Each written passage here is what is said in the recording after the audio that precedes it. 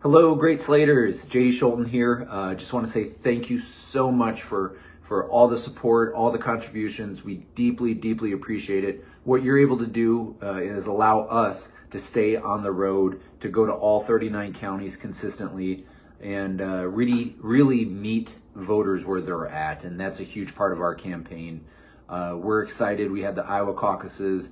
As a result from that, we can't rely on the national party. We can't rely on the state party. We have to do things our own at the grassroots level, and so that's a huge part of our campaign, working from the bottom up, and it's been exciting. The one good thing that came out of the caucuses, I will say, is that we got over 10,000 new registered voters in the 4th district that caucus for Democrats, and so we're just extremely excited about building our movement here. And so, especially considering we moved the needle 24 points last time with your help, but we lost by about 10,000 votes, just over 10,000 votes. So we're just scratching and clawing and finding every last little bit so we can win this time.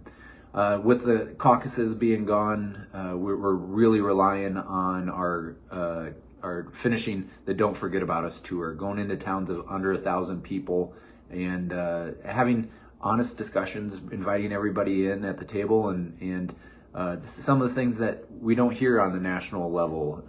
And we talk about how market consolidation has really squeezed farmers, and so you have these multinational corporations that are monopolies, and we need to enforce our antitrust laws. We pushed every presidential candidate on this, and I'm happy to say that almost all of them have it on their rural policy plans right now. Because of the consumer dollar, less than 15 cents makes it back to the farmer, which is lowest all time. And when you have these corporations dictating input prices and squeezing them on that side, squeezing them on the market side, and dictating how they farm, we need to allow farmers to stay on their land and make a dime, and that's the first step in doing so.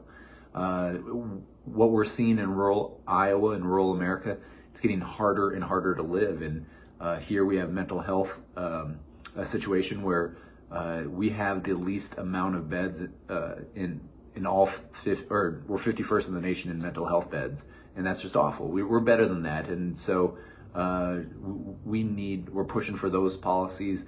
And right now we have a lot of farmers meeting with their bankers and trying to figure out what's going to happen this next year, and planting season's right around the corner, and what we're seeing here is we're having wetter springs, wetter harvests, and so that really squeezes farmers, the timeline they have to get their corn and soybeans planted, and the climate change is one of the biggest things I see. Last cycle, folks didn't talk about it too much in these parts, and now it's because of the flooding.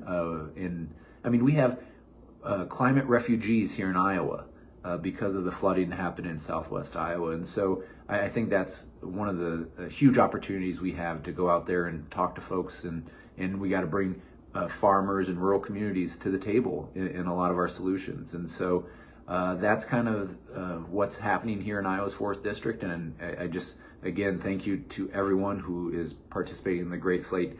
Thank you, and I'm sure we'll talk again soon.